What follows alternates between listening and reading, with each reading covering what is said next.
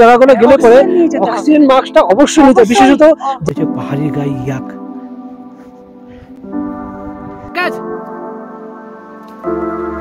নমস্কার বন্ধুরা, তাহলে নর্থ সিকিম পর্বের আরও একটা ভিডিওতে আপনাদের স্বাগত জানাই।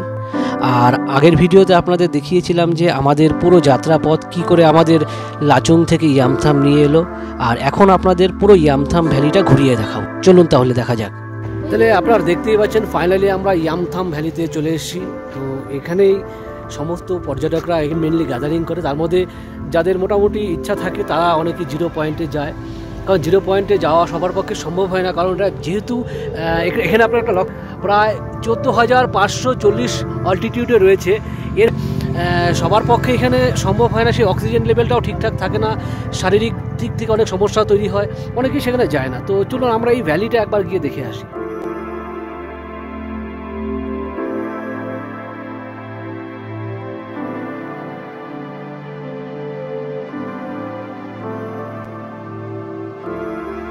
তাহলে দেখতেই পাচ্ছেন এইটাই ইয়ামথাম ভ্যালি। এপ্রিল মাস, কোন মাসে বললে? এপ্রিল মাসে। এপ্রিল মাস নাগাদ কিন্তু এই জায়গাগুলো পুরো ফুলে ভর্তি থাকে, আর এটাকে ওই জন্য ভ্যালি অফ ফ্লাওয়ার্স বলে। এখন যেমন এখানটা বরফ ছিল কিছুদিন আগে, আর এরপর ফুল আছে। ঠিক, একদম ঠিক বলেছেন। আর আমিও মনে করি এগুলোকে আরেকটু ভালো করে আপনাদের দেখানো উচিত। এই যে বাঙালির স্বপ্ন পাহাড়ে বরফ দেখা, আর বরফ দেখার সৌভাগ্য হতে পারে দুটো জায়গাতে, এক কাশ্মীর, আর তা নাহলে আপনার ঘরের কাছেই উত্তর সিকিম। আজ এপ্রিল মাসের 1 তারিখ, আর বুঝতেই পারছেন যে মোটামুটি ফেব্রুয়ারির শেষের দিকে এবং মার্চের মাঝামাঝি পর্যন্ত এখানে কিন্তু বরফ দেখা যায়। ও, এক দুর্দান্ত জায়গা। আর আপনাদের মানে অবাক হয়ে যাবেন, দেখতে এরকম সূর্যালোক থাকলে কি হবে, এক অসম্ভব ঠান্ডা লাগছে। আর হাওয়াটা যেন মনে হচ্ছে যেন কোনো কিছু ছুরি দিয়ে, বরফের ছুরি দিয়ে কেটে দিচ্ছে কানের পাশে, ঠিক এরকম মনে হচ্ছে আর কি। আর আমার মনে হয় এই জায়গাগুলোর যে সৌন্দর্য রয়েছে, সৌন্দর্য সহ্য করার মতো শারীরিক সক্ষমতাটা সবার দরকার, নাহলে কিন্তু এই জায়গাগুলোকে ভালোভাবে উপভোগ করা যাবে না। কারণ অনেকেই আছে যারা ঠিকঠাকভাবে প্রস্তুতি না নেয়, তাদের অসুস্থ হয়ে যাওয়ার সম্ভাবনা অনেকটাই বেশি আছে। তো আমার মনে হয় জায়গাগুলো দেখা যেতেই পারে আরও ভালো করে। হাওড়ার 39 ডিগ্রি টেম্পারেচার থেকে এসে যদি হঠাৎ করে এই 2 ডিগ্রি 3 ডিগ্রি টেম্পারেচারের মধ্যে এসে পড়া যায়, তাহলে আমাদের অবস্থা কি হয় একবার বুঝতেই পারছেন। এবছর প্রথমে ভেবেছিলাম আমরা কাশ্মীর যাব, কিন্তু মনে হলো কাশ্মীরের যে রং রূপ সৌন্দর্য, সেটা যে আমাদের ঘরের কাছে নর্থ সিকিমে রয়ে গেছে, সেটা না হয় প্রথমে একবার দেখে নিই, তারপর না হয় কাশ্মীর গিয়ে সেখানকার দৃশ্য দেখা যাবে। তো চলুন তাহলে আপনাদের সমস্ত জায়গাগুলো দেখাই। বিশ্বাস করুন, মানে এই সৌন্দর্যটা আমি উপভোগ করছি, পাশাপাশি মানে ঠান্ডাটাও কিন্তু মারাত্মক লাগছে। এই যে আপনারা তো লক্ষ্য করতে পারবেন যে আমি যদি একটু ধুলো উড়িয়ে দেখাই কি পরিমাণ, এখানে দেখবেন যে হাওয়া বইছে, আর হাওয়ার সাথে এমন এমন মানে ঠান্ডার যে ছুরি, মানে কি বলবো, মানে বরফ দিয়ে আপনাকে কেটে দিচ্ছি, এতটাই ঠান্ডা, হাতগুলো যেমন মানে শক্ত হয়েছে, মানে ভাবতে পারবেন না মানে জিরোতে গেলে কি অবস্থা হবে, একবার তাহলে আপনারা ভেবে দেখুন। এখানে যদি এরকম অবস্থা হয়ে থাকে আর কি, কোথায় 4 ডিগ্রি, আমার তো মনে হচ্ছে 2 ডিগ্রি এরকম মনে হচ্ছে। আর হাওয়া অসহনীয়। যাকে আপনাদেরকে আমি ভয় দেখাচ্ছি না, সৌন্দর্য উপভোগ করতে গেলে এখানে আসতেই হবে। আর এই জায়গায় না আসলে আপনারা বুঝতে পারবেন এই জায়গাটা কতটা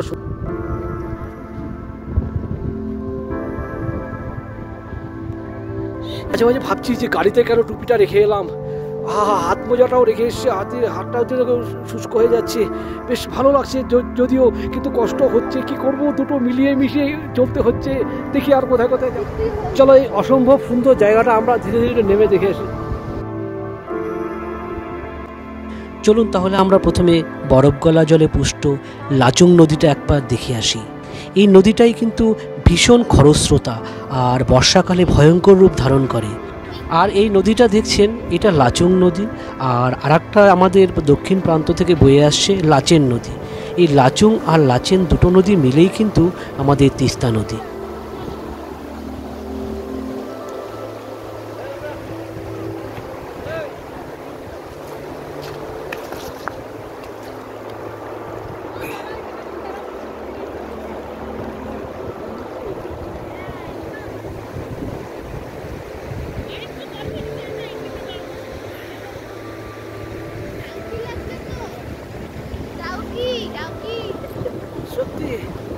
ডাউকি আর কাশ্মীরের একটা মিশ্রণ মনে হচ্ছে। আমার মন বলছে এখানেই বরফ পড়বে একটু পরে।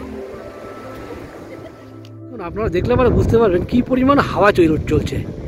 এতেই বুঝতে পারে পাহাড়ি দেশ বিশেষত এরকম যদি কোথাও 2 ডিগ্রি বা 3 ডিগ্রি টেম্পারেচার হয়, যদি হাওয়া চলে তাহলে কি হয়, এমন হাওয়া চলে ঠান্ডাটা আরো দ্বিগুণ হয়ে যায়। এই জায়গাগুলো অনেকটা ফাটল ধরে গেছে দেখতে পাচ্ছেন।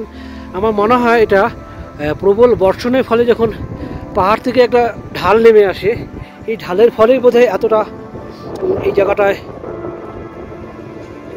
এই মাটি কেটে বেরিয়ে গেছে। তো চলুন আমরা এই জায়গাগুলো একবার দেখতে দেখতে এগিয়ে যাই।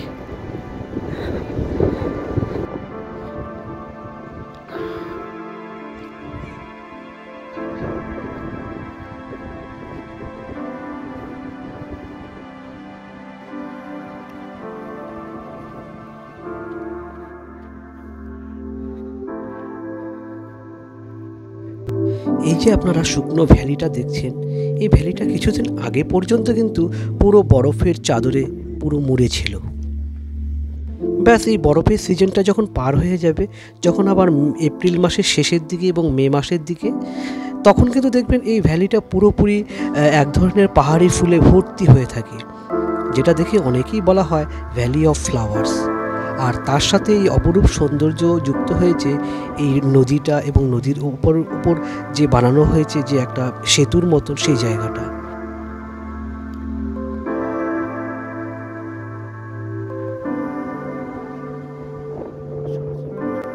চলুন তাহলে আমরা এবার একটু নিচে নেমে সেতুটা দিয়ে ওপারে চলে যাই। আর ওপারে যে বরফের চাদরে এখনও অনেকটা জায়গা আবৃত হয়ে আছে, সেই জায়গাগুলো আপনাদের একবার ঘুরিয়ে দেখে নিয়ে আসি। যারা আমার আগের ভিডিওগুলো দেখেছেন তারা দেখেছেন যে আমাদের শুধু সারাদিনব্যাপী আমরা শুধু গাড়িতে যাচ্ছি। আসলে নর্থ সিকিম ঘুরতে এলে পরে আপনার ঘোরার মতন কিন্তু খুব বেশি একটা জায়গা নেই, বরঞ্চ জার্নিটাই অনেক বেশি। আর জার্নিটাও আমাদের কাছে সৌন্দর্যটা উপভোগ করা যায়। আর এই জার্নি শেষ করার পরে যখন কোনো একটা পয়েন্টে নামা হয়, সেখানে নামার পরে যখন সেই জায়গাগুলো একবার ঘুরে দেখা হয়, তখন কিন্তু বেশ অনেকটাই রিল্যাক্স মনে হয়, অনেকটাই বেশ ভালো লাগে। হাত পাগুলো অনেকটা বিশ্রাম পায় একটু হাঁটা চলার মাধ্যমে। আচ্ছা যাক, ছাড়ুন সেসব কথা। আমরা এই এত সুন্দর এই বেলি ব্রিজটা যেটা বানিয়ে দিয়েছে মূলত পর্যটকদের জন্য, এই অসম্ভব সৌন্দর্যটা উপভোগ করতে করতে চলুন আমরা তাহলে নদীর ওপারে যাই।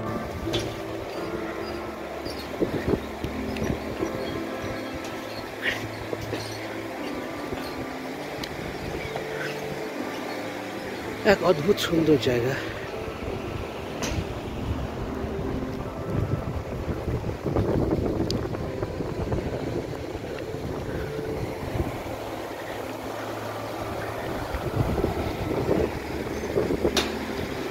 দেখুন কতটা ঠান্ডা হাওয়া বইছে।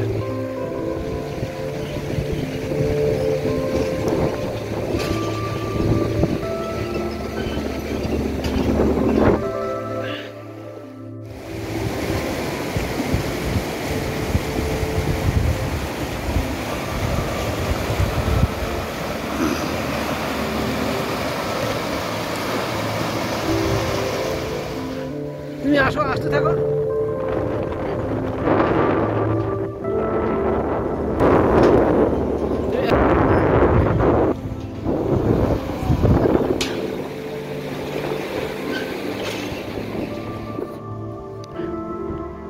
চলুন তাহলে আমরাও দেরি না করে পাহাড়ের ওই ঢালটাতে যাই। আসলে আমরা তো উত্তর সিকিম ঘুরতে এসেছি বরফ দেখার জন্যই, তো বরফের দেখা যদি ঠিকঠাক না পাওয়া যায় তাহলে কিন্তু ভালো লাগবে না। তো আমার মনে হয় কিছুদিন আগেই এখানে তুষারপাত হয়েছিল, এখনও যথেষ্ট পরিমাণে কিন্তু জায়গাগুলোতে বরফ জমে আছে। তো চলুন আর দেরি না করে সেই জায়গাটাতেই আমরা সবার আগে গিয়ে পৌঁছাই। আমরা অনেকটাই এ পাটটাতে চলে এসেছি, মানে অনেকে এখানে আসছিল না, কিন্তু আমার মনে হলো যে প্রবল পরিমাণ ঠান্ডা প্রতিকূলতা, কিন্তু এই সুন্দর ওয়েদারটাকে এটা কোনোভাবে মিস করা যাবে না। আর চলুন সামনে গিয়ে আপনাদের বরফ দেখাচ্ছি যে কী পরিমাণ এখানে বরফ জমে আছে, আর কেন মানুষ এখানে আসে, কেন এই জায়গাটাকে নিয়ে মানুষের মধ্যে এত আবেগ, এত আকর্ষণ। সিকিমের এই জায়গায়, নর্থ সিকিমে যদি আপনারা না আসেন তাহলে আপনি বলতে পারেন যে অনেক কিছু আপনারা মিস করবেন আর কি। আর এপ্রিল মাসে কতটা মনোরম ওয়েদার হয় সেই জায়গাটাও আপনাদের একটা ধ্যান ধারণা থাকা দরকার। এই দেখুন আমরা এখন যে জায়গাটা যাচ্ছি আমরা বরফের দিকে উঠবো আর কি। এই দেখুন আমার মনে হয় আমরা আসার আগে অলরেডি অনেক পর্যটকরা এখানে এসেছিলেন। এই যে এই যে পা ঢুকে যাচ্ছে, এই দেখুন।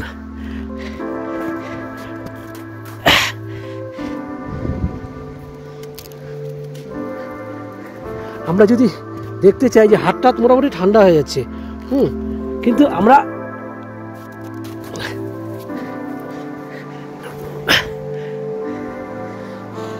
বিশ্বাস করবে না, হাতটা যেন লাল হয়ে গেল, এত ঠান্ডা। এই রিসেন্টলি এখানে বৃষ্টি হয়েছে, যার জন্য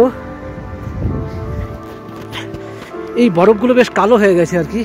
আমাদের এখানে পায়ের ছাপ দেখে মনে হচ্ছে এখানে অনেকেই এই জায়গায় এসেছিল আর কি। আমরা এখানে এই দেখুন পা কোথায় ডুবে যাচ্ছে,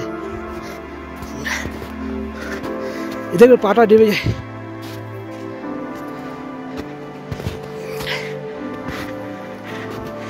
ফ্রস্ট বাইট যেটাকে বলে, ফ্রস্ট বাইটের ব্যাপারটা কেমন হয় আমি আপনাদের কিছুটা অন্তত বোঝানোর চেষ্টা করছি যে ফ্রস্ট বাইটের ব্যাপারটা কী হয় আর কি। কালকে মানে প্রবল বৃষ্টি হওয়াতে এই জায়গাগুলো দেখুন গাছের পাতা পাতাতে ঢেকে গেছে, কিন্তু জায়গাটা কিন্তু অসম্ভব সুন্দর। কিন্তু মানে বৃষ্টি যদি আজকে না হতো তাহলে এই জায়গাগুলো পুরো হোয়াইট। দেখুন না, এখানে কেউ পা দিয়েছিল বোধ হয়, আমার মনে হয়। এই দেখুন দেখেছেন?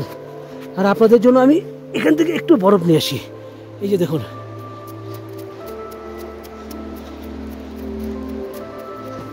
এই দেখুন বরফ হয়ে গেল। আমি এটাকে একটু ঢিল মারার চেষ্টা করবো, কাকে মারা যায় এবার একে ঢিল মারব।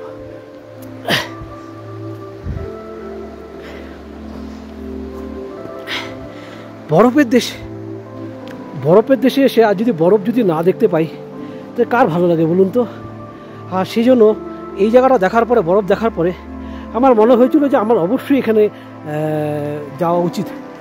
কারণ বরফ একটা মানুষের মধ্যে কী হয়, একটা আলাদা আকর্ষণ তৈরি। বরফের দেশে যাচ্ছি, কারণ এই সময় আমি হাওড়া থেকে এসে হাওড়াতে শরীর গরমে পুড়ে যাচ্ছে, আর সেখানে আমরা বরফকে আমরা নিয়ে খেলাধুলা করছি। হ্যাঁ, বরফের দেশে এসে এই মজাটা কিন্তু অন্য কোথাও গেলে কিন্তু পাওয়া যাবে না কিন্তু। ইয়েস, কি ক্যাচ হতে পারেনি?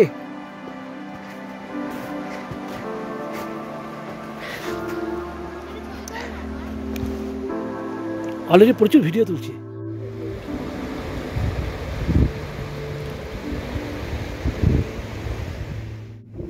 তাহলে চলুন, এই জায়গাগুলোতে আমরা অনেকটাই মোটামুটি ঘুরে নিলাম। ঠান্ডা প্রচুর লাগছে, আর ইনার একটু বরফ নিয়ে আগ্রহ কম, কারণ অলরেডি কাশ্মীর দেখা হয়ে গেছে। আমার যেহেতু আমার আগ্রহটা একটু বেশি, কারণ বরফের প্রথম তো, যদিও বরফের দেশে পাশে থাকি কিন্তু বরফের আসা হয়নি, তো সেই জন্য আমাদের মানে ভীষণ ঠান্ডা লাগছে, মানে কল্পনা করতে হবে না। আর আমার মনে হয় এই ঠান্ডার মধ্যে হাওয়াতে দাঁড়িয়ে কথা বলা তো যাবেই না। এবার চলুন, এবার গাড়িতে যেতে হবে, ওখানে আমাদের শীতের পোশাক আছে, আপনার সব ওখানে গিয়ে পড়তে হবে টুপি। তাহলে এইবার বন্ধুরা এখানে রাখছি, আবার যাওয়ার পথে আবার আপনাদের দেখাচ্ছি। টাটা।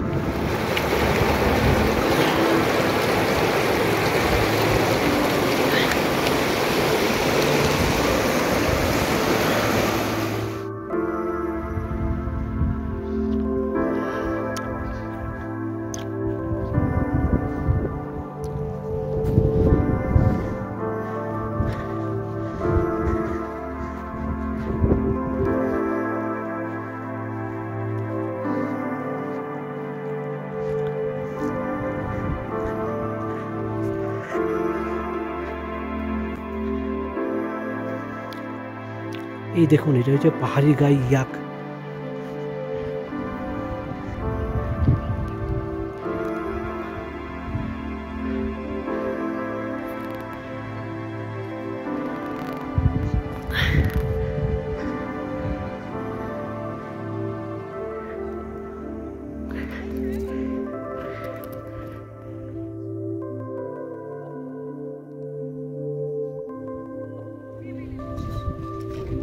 এসে তো খুবই ভালো লাগছে। একটা ব্রিজ হচ্ছে, ব্রিজের ব্যাপারটা মানে বেশি সুন্দর, আপনারা অবশ্যই যাবেন। All good. ইয়ামথাম ভ্যালি ফেরার পথে দু একজন মিডিয়া স্টুডেন্টদের সাথে পরিচয় পেয়েছি। তো আমাদের এখানে প্রচুর টুরিস্টরা আসে, তো আমরা একটু তাদের সাথে কথা বলে জেনে নিই তাদের কেমন লেগেছে এবং তারা কোথা থেকে। প্রথমে আপনাদের একটু নামটা বলবেন। আমার নাম কোয়েল দাস। কোথা থেকে এসেছেন? আমি এসেছি কলকাতা থেকে। আচ্ছা আচ্ছা আচ্ছা, আমরা সবাই কলকাতা থেকে এসেছি। আচ্ছা আচ্ছা, ঠিক আছে। আচ্ছা আচ্ছা, কেমন লাগলো আমাদের উত্তরবঙ্গে এসে বা এই জায়গাগুলো ঘুরে? ভীষণ সুন্দর, কিন্তু ওই লাচেনের ওই গুরুগঙ্গার লেকে প্রবলেম হয়েছে আমার স্পেশালি। আচ্ছা আচ্ছা আচ্ছা, হ্যাঁ, শ্বাসকষ্ট হয়েছে তাই তো? শ্বাসকষ্ট। তাহলে আমি এক এক করে ওনাদের কাছ থেকে জেনে নিতে চাচ্ছি, কারণ ওনারা সেই দক্ষিণবঙ্গ কলকাতা থেকে এসেছেন আর আমার জন্মসূত্রে উত্তরবঙ্গেই বাড়ি। তো আমিও এখানে বিভিন্ন জায়গায় ঘোরাঘুরি করি এবং সেখানে আমাদের চ্যানেলের জন্য আমাদের বিভিন্ন জায়গা ঘুরতে হয়। তো আমি একটু ওনাদের সাথে একটু আরেকবার কথা বলে নিচ্ছি, কেমন লাগলো একটু। খুবই ভালো লেগেছে, মানে প্রাকৃতিক সৌন্দর্য থেকে শুরু করে সব কিছু। অ্যান্ড শুধু একটা জায়গায় খুব প্রবলেম হয়েছিল, সেটা হচ্ছে গুরুদংমারের দিকে, কারণ বিশাল হাই অল্টিটিউড তো ছিলই, তো অক্সিজেন নিয়ে একটা প্রবলেম হয়েছিল। যেমন আমার বোনেরই শরীর খারাপ হয়ে গেছিলো, তো ওইটাই একটা প্রবলেম হয়েছিল। অ্যান্ড আর কিছু না, বাদ বাকি সব ভালো। আচ্ছা, আপনারা অক্সিজেন সিলিন্ডার নিয়ে যাননি? না, ওইটাই আমাদের ভুল হয়ে গেছিল। মানে আমরা কাশ্মীর ঘুরে এসেছি, মানালি ঘুরে এসেছি, আমাদের কোনোদিনও এরকম হয়নি যে আমরা মানে এক্সপিরিয়েন্স ছিলাম না এটা। না, আসলে আমরা ওই অ্যাওয়ারনেস ভিডিওটা এই জন্য বানাই, যেখানে যারা আসবেন একটা অক্সিজেন সিলিন্ডার অবশ্যই আনবেন। আর আপনারা মানে কি বলো, কর্পূর রাখবেন সাথে। এখানে যেই মানুষগুলো এসেছিল আচ্ছা, সাথে ছিল আমাদের, তার সত্ত্বেও না কর্পূরে কোনো কাজ হচ্ছিল না, ইনহেলারেও কোনো কাজ হচ্ছিল না। একমাত্র ওইখানে যারা এসেছিল টুরিস্ট খুবই ভালো ছিল, তারা হেল্প করেছে অক্সিজেন দিয়ে, আচ্ছা। প্রচন্ড হেল্প করছে। যাক, আপনাদের এই অভিজ্ঞতাটা আমাদের চ্যানেলের মাঝে সবাই জানতে পারবে যে কখনোই গুরুদংমার, কালাপাথর বা এই সমস্ত জায়গাগুলো গেলে পরে অক্সিজেন মাস্কটা অবশ্যই নিতে, বিশেষত যাদের ব্রিথিং সমস্যা একটু না একটু হবেই, মানে এটা কেউ বলতে পারে না, সবার ওখানে প্রবলেম হবেই, একটু হলে প্রবলেম আসবে। যাক, আপনার কোন কলেজ? আমি আচ্ছা, তো আমি স্টুডেন্ট, আমার NSHM নলেজ ক্যাম্প। আচ্ছা আচ্ছা আচ্ছা আচ্ছা, আমি এমনি স্কুলে পড়ি। আচ্ছা, দেখে আপনাদের সাথে কথা বলে খুব ভালো লাগলো। আপনাদের এই অ্যাওয়ারনেস ব্যাপারটা আমাদের মনে হয় পরবর্তীতে যারা আসবে তাদের কাজে লাগবে। আর অবশ্যই আমাদের চ্যানেলটা দেখবেন। হ্যাঁ, আমার নিজের নামে রয়েছে, তপন বিশ্বাস। তো আপনাদের দেখিয়ে দিচ্ছি আর কি। ইয়ামথাম ভ্যালি ঘোরার পর আমরা এখন যাচ্ছি জিরোতে। এখান থেকে দূরত্ব প্রায় 25 কিলোমিটার উপরে যেতে হবে, আর অল্টিটিউড হচ্ছে 14,400 ফুট আরও উপরে যেতে হবে। এখন আমরা 12,000 ফিটে রয়েছি, তো এখন আমরা যাচ্ছি 14,000 ফিটে। তো শুনেছি যে এই জায়গাটা নাকি হাই অল্টিটিউডের জন্য অনেকটাই শারীরিক সমস্যা হয়। ঠিক আছে, দেখা যাক কতটুকু আমাদের শরীর নিতে পারে।